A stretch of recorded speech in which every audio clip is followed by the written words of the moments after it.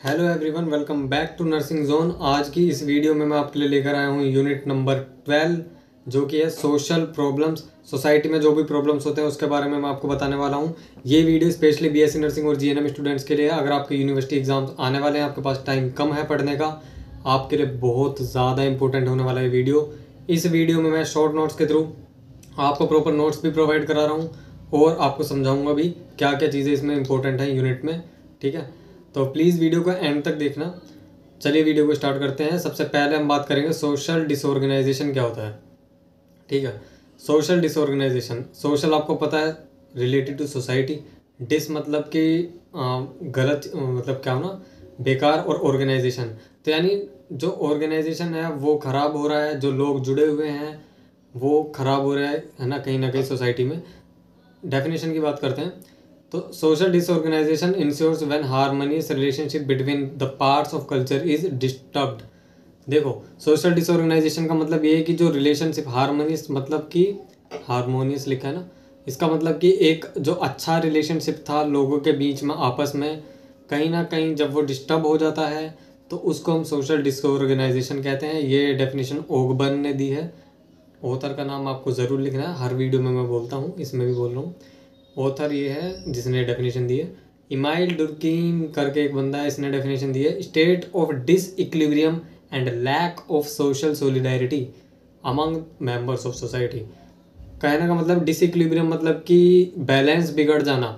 Society में जो लोग हैं उनके बीच की जो एकता थी वो एकता ख़त्म हो जाना, सोसाइटी का जो बैलेंस बिगड़ जाना, this thing is called social disorganization. ठीक है, next we will talk about characteristics of social disorganization. सबसे पहला कैरेक्टरिस्टिक है conflict of mores and of institutions, यानी कि कहीं ना कहीं जो लोगों का जो वो है, क्या कहते हैं, कस्टम्स हैं, बिलीफ्स हैं, उसमें कन्फ्लिक्ट्स आ जाता है, लड़ाइयाँ हो जाती हैं, डिफरेंसेस आ जाते हैं। इसकी वजह से क्या होता है, सोशल डिसऑर्गेनाइजेशन होता है। Transfer of function from one group to another due to dynamic society. ठीक है, जो फंक्शन है वो ट्रांसफ़र हो जाना, सोशल डिसऑर्गेनाइजेशन तब आता है जब कोई एक फंक्शन, कोई एक चीज़ एक ग्रुप से दूसरे ग्रुप की तरफ चली जाती है ना। एक कोई रिसोर्स एक ग्रुप की से छूट कर दूसरे ग्रुप की तरफ चला जाता है तो सोसाइटी इम्बैलेंस हो जाती है और ये सोशल डिसऑर्गेनाइजेशन को जन्म देती है। Third point is personal individualisation and fourth point is change in social values, values में चेंज होना। तो ये इतना ज़्यादा इंपॉर्टेंट था नहीं characteristics. Now types of social disorganisation, disorganisation of individuals, लोगों का डिसऑर्गेनाइज हो जाना, डिसऑर्गेनाइजेशन ऑफ फैमिली, फैमिली का या फिर कम्युनिटी का। रीजंस क्या होते हैं जो डिसऑर्गेनाइजेशन के लिए होते हैं। पहला साइकोलॉजिकल फैक्टर्स, यानी साइकोलॉजिकल यानी कि कहीं ना कहीं आपकी बिलीव्स, आपकी थिंकिंग, आपकी जो मोरल्स हैं, जो कस्टम्स हैं, इनसे रिलेटेड है। कहीं ना कहीं कस्टम्स नहीं बट आपकी जो थिंकिंग है, आपका जो बिहेवियर है वो साइकोलॉजिकल फैक्टर्स में आता है। कल्चरल लैग, कल्चरल लैग की वजह से पर्सनल सोशल डिसऑर्गेनाइजेशन होता है। क्यों कल्चरल लैग, मैं पिछले 2 वीडियोज़ में बता चुका हूँ। उनमें क्या था, एक कल्चर का दूसरे कल्चर से पीछे रह जाना, this is called cultural lag. तो इसकी वजह से क्या होता है, इम्बैलेंस क्रिएट होता है, चेंज जो होता है सोसाइटी में वो नहीं आ पाता है ना। मटेरियल कल्चर और नॉन मटेरियल कल्चर में जो चेंज होता है वो नहीं आ पाता है। तो एक क्या होता है, सोसाइटी तो बहुत जल्दी ग्रो कर जाती है, दूसरी सोसाइटी बहुत धीरे नीचे पड़ी होती है, बहुत धीरे ग्रो कर रही होती है। इसकी वजह से कल्चरल लैग आता है, एक कल्चर जो है आगे बढ़ जाता है, दूसरा पीछे रह जाता है। इसकी वजह से एक इम्बैलेंस क्रिएट होता है और वो इम्बैलेंस सोशल डिसऑर्गेनाइजेशन को जन्म देता है। थर्ड पॉइंट, थर्ड फैक्टर जो है फिजिकल या जियोग्राफिकल फैक्टर्स, कहीं ना कहीं एक्स्ट्रा ऑर्डिनरी फिजिकल या जियोग्राफिकल कंडीशंस। देखो क्या होता है कि फ्लड्स आते हैं कुछ एरियाज़ पर, कुछ एरियाज़ में साइक्लोन्स आते हैं, अर्थक्वेक्स आते हैं। तो ये कहीं ना कहीं ज्योग्राफी की वजह से हो रहा है, फिजिकल हो रहा है ना। इनकी वजह से क्या हो रहा है कि सोसाइटी जो है डिसऑर्गेनाइज हो रही है। अगर कहीं पर बाढ़ आ जाती है, कहीं पर अर्थक्वेक आ जाता है, तो इसकी वजह से क्या होता है, वहाँ के जो लोग रह रहे होते हैं उनकी ज़िंदगी पूरी इम्बैलेंस हो जाती है, उथल पुथल हो जाती है। तो ये जो है सोशल डिसऑर्गेनाइजेशन हो जाता है इन चीज़ों की वजह से। Fourth point is biological factor, जैसे कि पॉपुलेशन एक्सप्लोजन, पॉपुलेशन का बहुत ज़्यादा बढ़ जाना, या फिर किसी भी चीज़ का एक्सट्रीम स्कैरसिटी ऑफ पॉपुलेशन, या फिर पॉपुलेशन का बहुत ज़्यादा कम हो जाना भी कहीं ना कहीं सोसाइटी में इम्बैलेंस क्रिएट करता है।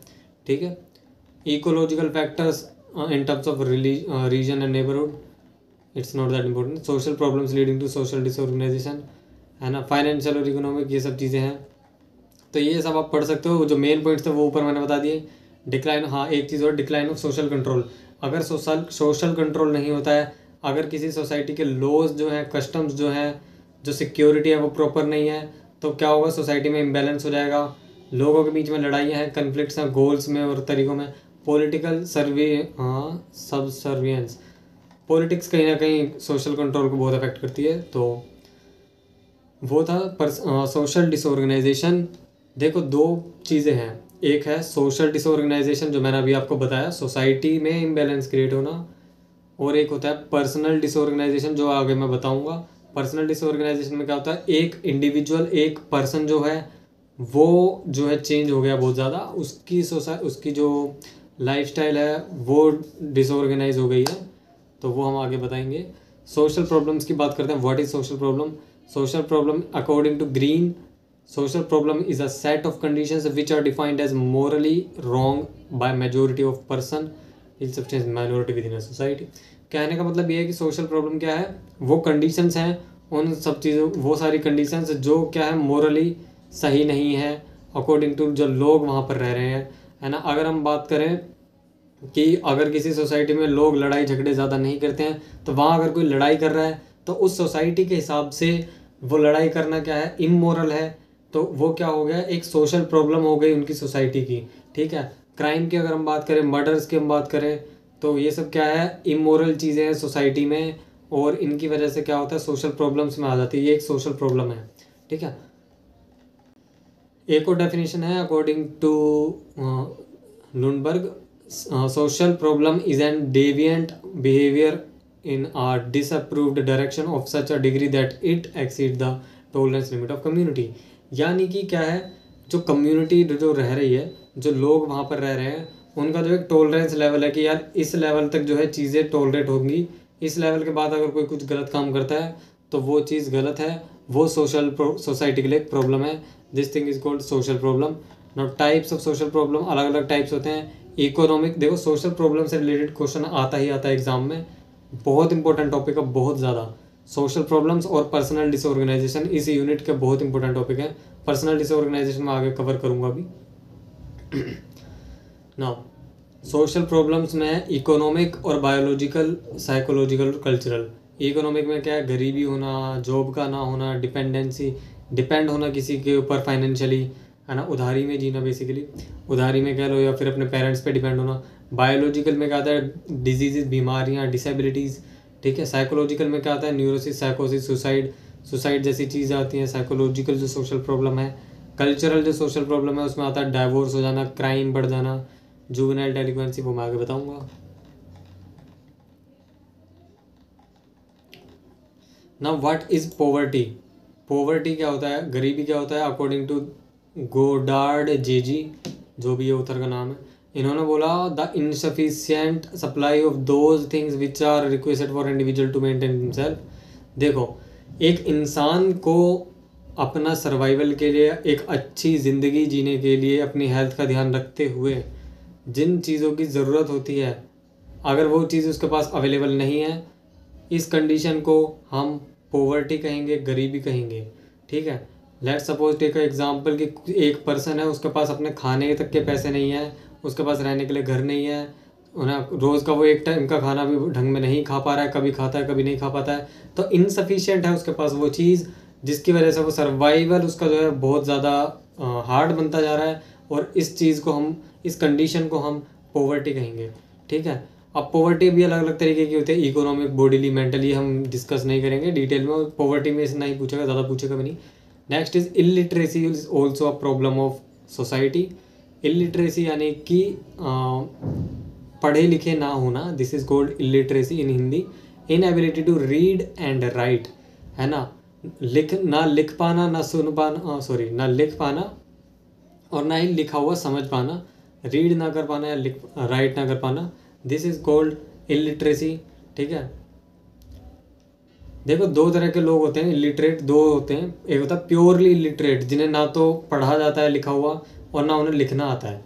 एक होते हैं फिर फंक्शनली इलिटरेट, जिन्हें जो पढ़ तो सकते हैं पर उन्हें लिखने इतना अच्छा नहीं आता है, वो कुछ ही सेंटेंसेस लिख सकते हैं। ठीक है। Next is prostitution. This is also a social problem. Prostitution के बारे में बात करेंगे। देखो, प्रोस्टिट्यूशन के लिए लॉज बनाए गए थे। 2 लॉज हैं, पीता और सीता। पहले सीता था, फिर बाद में पीता कर दिया इसे। इसका फुल फॉर्म क्या है? द इमोरल ट्रैफिक, यहाँ पर लिखा है सप्रेशन। ठीक है, जबकि यहाँ क्या है? Immoral traffic prevention act. ठीक है, तो according to this act, sex workers in India neither legal nor illegal. ना तो सेक्स वर्कर्स जो हैं लीगल हैं, ना ही इलीगल हैं। अगर आप किसी पब्लिक प्लेस के 200 यार्ड्स के आसपास जो है सेक्स वर्कर का वर्क कर रहे हो, है ना, उस प्रोफेशन में हो, 200 यार्ड्स के अंदर अंदर, तो क्या होगा कि वो लॉ के अंदर इलीगल है। लेकिन अगर आप बहुत आइसोलेटेड प्लेस में ये सब चीज़ें कर रहे हो, so according to law this is legal. If you are doing it with consent then this is legal according to law. The practice of engaging, now what is prostitution? The practice of engaging in sexual activity in general with someone who is not a spouse or a friend in exchange for immediate payment in money or other valuables. कहने का मतलब ये है कि prostitution की definition ये है कि किसी के साथ सेक्सुअली कॉन्टैक्ट बनाना जिसे आप पहले से नहीं जानते, ना वो आपका हस्बैंड है ना वो आपका फ्रेंड है, उसके साथ आप सेक्सुअल कॉन्टैक्ट कर रहे हो और उसके एक्सचेंज में आप उस पर्सन से मनी ले रहे हो या फिर उससे पेमेंट ले रहे हो और भी कोई ज़रूरी चीज़ें ले रहे हो। So this thing is called prostitution. ठीक है। नाउ इम्पोर्टेंट लीगल राइट्स हैं कुछ वुमेन्स के लिए। फ्री लीगल एड दी गई है है ना, किस चीज़ में? Free lawyer. अगर कोई रेप केस होता है किसी वुमन के लिए और उसके पास पैसे नहीं है कोई लॉयर अफोर्ड करने के लिए, तो फ्री लॉयर उसे दिया जाएगा। तो ये कुछ राइट्स हैं वुमेन्स के जो पता होने चाहिए। Right to privacy while recording statement. जब भी कोई पुलिस स्टेशन आप जाते हो तो रिकॉर्ड जब स्टेटमेंट करते हैं तो प्राइवेसी होनी चाहिए वहाँ पे। टाइम डजेंट मैटर, है ना। Police can not refuse to register FIR। चाहे कितना ही पुराना क्राइम हो, पुलिस रजिस्टर करने से मना नहीं कर सकता, FIR रजिस्टर करने से मना नहीं कर सकता। Email to the rescue. Woman who has privilege of lodging a complain while. हाँ, वुमेन्स के पास एक वो है, क्या कहते हैं, प्रिविलेज है, या कह सकते हो कि एक वो है, साधन है कि वो ईमेल के थ्रू या पोस्ट के थ्रू भी FIR करवा सकते हैं अगर वो पुलिस स्टेशन नहीं जा सकते हैं, नहीं जाना चाहते हैं तो। कोप्स कांट से नो, इसका मतलब ये कि कोई भी रेप विक्टिम है अगर वो अपना कंप्लेन रजिस्टर कर रहा है तो कोई भी कोप जो है, कोई भी जो पुलिस वाला है, वो जो है FIR रजिस्टर करने से मना नहीं कर सकता। एक 0 FIR बनाई जाएगी, है ना, जो कि पुलिस ऑफिसर के द्वारा लिखी जाएगी 0 FIR के तौर पे। No arrest after sunset. किसी भी वुमन को आप सनसेट के बाद, सूर्यास्त के बाद अरेस्ट नहीं कर सकते। This is under the women's law कह रहे हो, या फिर उनके लिए जो बेसिकली उनके जो राइट्स हैं उसमें आता है। Woman can't be called to police station. Woman को आप पुलिस स्टेशन ज़बरदस्ती नहीं बुला सकते हैं। If she don't want to come she will not come. Protect your identity. अपनी आइडेंटिटी को प्रोटेक्ट करके रखना, है ना। और द डॉक्टर कांट डिसाइड। कोई भी रेप का अगर केस होता है तो डॉक्टर डिसाइड नहीं कर सकता कि रेप हुआ है या नहीं हुआ है, सिर्फ just on the basis of medical reports. वो कोई एक पर्टिकुलर स्टेटमेंट नहीं दे सकता इस चीज़ पे। ठीक है। वल्नरेबल ग्रुप्स में क्या क्या आते हैं, वल्नरेबिलिटी क्या होती है, ये हम नहीं पढ़ेंगे यहाँ पर। जो भी इम्पोर्टेंट चीज़ें सीधे वही करेंगे। माइनॉरिटी और ये सब चीज़ें नहीं पूछेगा कोई। Marginalized group not that important. Child labour not that important. Child abuse. Juvenile delinquency one of the most important topic. Violation of law और ordinance by an individual below the legal adult age of community. कहने का मतलब है कि कोई भी law या कोई भी कानून, अगर कोई बच्चा अगर वो नहीं है, बालिग नहीं है, 18 प्लस नहीं है, ठीक है, तो जुवेनाइल एज का है वो बंदा और उसने कोई क्राइम कमिट किया है, कोई लॉ जो है उसको वायलेट किया है ना, उसको जो है मतलब किसी भी कानून को उसने बेसिकली वो क्या है, उल्लंघन किया है उस कानून का, तो वो क्या होगा, जुवेनाइल डेलिक्वेंसी में आएगा। तो juvenile delinquent involves wrong doing by a children और a young person who is under age specified by law of place concern. कहने का मतलब ये है कि जुवेनाइल डेलिक्वेंट वो बंदा है जिसने कोई क्राइम कमिट किया है और उसकी एज जो है इतनी ज़्यादा नहीं है, वो अंडर एज है अभी भी। तो according to law this is called juvenile delinquency. Causes क्या है, क्या रीजंस है जुवेनाइल डेलिक्वेंसी के? पहला है सोशल कॉजेज, सोसाइटी की वजह से, सोसाइटी के बिहेवियर को देख कर कहीं ना कहीं सोसाइटी से जो प्रताड़ित लोग होते हैं, सोसाइटी कुछ लोगों को क्या है ओप्रेस करके रखती है, तो कहीं ना कहीं कुछ बच्चे जो हैं वो बिगड़ जाते हैं, गलत रास्ता पकड़ लेते हैं, and this thing comes under juvenile डेलिक्वेंसी।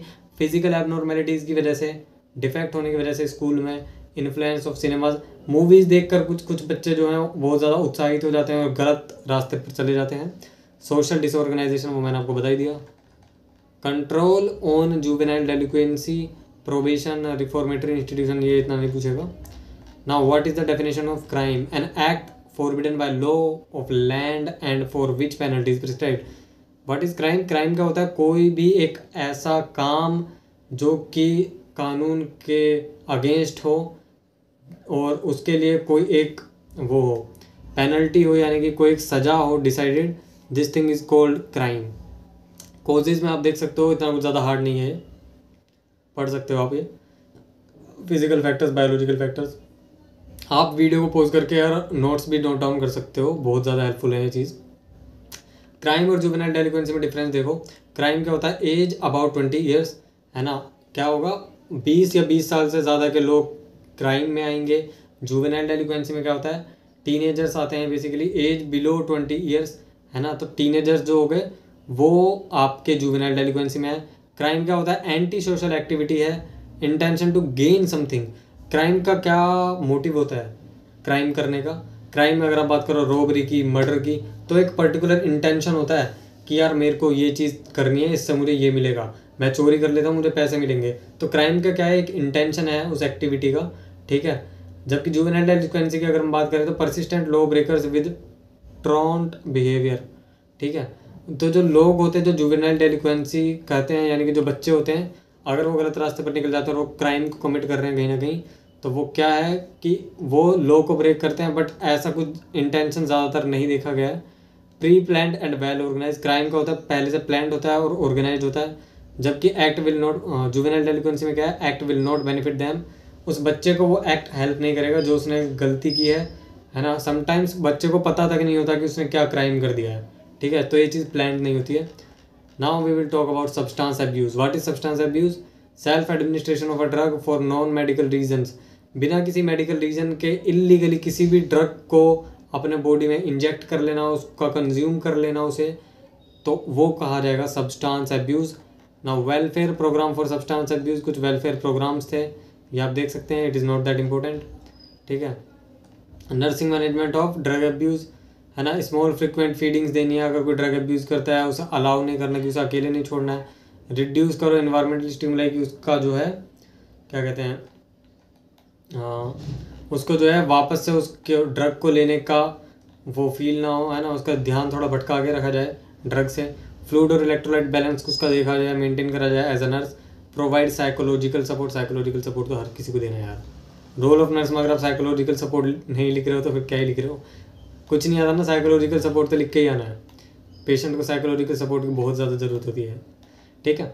Role of nurse, she cares for disabled, rehabilitate them vocationally and functionally so as to restore their functions up to the maximum level.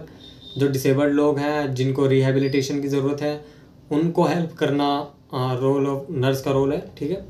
Assist client physically psychologically while presenting clients preserving client dignity, client को physically और psychologically थोड़ा सा support करना, ठीक है। If client is not able to eat by himself, अगर client खुद से खाना नहीं खा पा रहा, उसकी चोट लगी है, तो फीडिंग करा देना उसको, ये भी नर्सिंग रोल्स में ही आता है। Nurse provide preventive care, prevention करने में हेल्प, है ना, प्रिवेंटिव केयर प्रोवाइड कराती है, क्योर करने में हेल्प करती है वुमेंस को, चिल्ड्रंस को, एल्डर्स पीपल्स को। पार्टिसिपेट कर रहे नर्स का जो रोल है वो है कि participate in social welfare program, society के वेलफेयर के जो लिए जो प्रोग्राम्स चलते हैं उसमें पार्टिसिपेट करना चाहिए नर्सेज को। एजुकेट करना चाहिए लोगों को जो कि सोशल प्रॉब्लम्स हैं उनके रिगार्डिंग, क्या क्या सोशल प्रॉब्लम्स हैं, उनसे कैसे हम ओवरकम कर सकते हैं। She adopts all measures to prevent social disorganization. Social disorganization को ना हो, इस चीज़ को प्रिवेंट करने के लिए जो भी मेजर्स हैं, जो भी तरीके हैं, है ना, वो नर्स को पता होने चाहिए। तो आज की इस वीडियो में इतना ही। यूनिट नंबर 12 मैंने कंप्लीट कर दी है। यहाँ पर मैं जितने भी यूनिट्स थे मैंने सारे यूनिट्स कवर कर दिए हैं उसके सोशियोलॉजी सब्जेक्ट के, बीएससी नर्सिंग और जीएनएम स्टूडेंट्स के लिए। आप प्लेलिस्ट जाकर देख सकते हो, वहाँ पर मैंने क्रैश कोर्स करके लिखा हुआ होगा फॉर सोशियोलॉजी। इंपॉर्टेंट टॉपिक्स मैंने सारे ही कवर किए हैं इस यूनिट के, और मैंने अब तक 12 मतलब सारे यूनिट्स ऑलमोस्ट कवर कर दिए हैं। तो वो प्लेलिस्ट जाकर आप देखो और स्टार्टिंग से देखो। अगर आपने अभी तक एक भी वीडियो नहीं देखी है तो स्टार्टिंग से जाकर वीडियोस देखो उस प्लेलिस्ट में। आई होप आपको ये प्लेलिस्ट काफ़ी हेल्पफुल लगी होगी, और ये फाइनल यानी कि लास्ट वीडियो है इस प्लेलिस्ट का। आई होप अच्छी लगी होगी। मैंने नोट्स इंस्टाग्राम पर डाले थे, अगर आपको ये नोट्स चाहिए तो आप मुझे डीएम कर सकते हो। इंस्टाग्राम पे फॉलो कर लो, टेलीग्राम पे फॉलो कर लो, लिंक डिस्क्रिप्शन में है, ठीक है। और अगर ये नोट्स आपको परचेज़ करने हैं तो इसका प्राइस है 80 रुपीज़। आप मुझे डीएम कर सकते हैं इंस्टाग्राम पे। कुछ लोग कह रहे थे वो अफोर्ड नहीं कर सकते, नोट्स के लिए जो पैसे हैं वो उनके पास नहीं है, तो इसलिए मैंने वीडियोस रिकॉर्ड करके अपलोड किए हैं। आई होप आपको ये सीरीज़ अच्छी लगी होगी यार। अच्छी लगी तो प्लीज़ शेयर कर दो यार, है ना, क्योंकि मैंने इतने एफर्ट्स से, इतनी मेहनत से वीडियोस बनाए हैं आप लोगों के लिए, तो थोड़ा सा हेल्प आप कर सकते हो, शेयर कर दो प्लीज़। और जिन लोगों को नोट्स की ज़रूरत है वो उनको नोट्स मिल जाएंगे इस वीडियो के थ्रू, है ना, आप पॉज करके नोट डाउन कर सकते हो।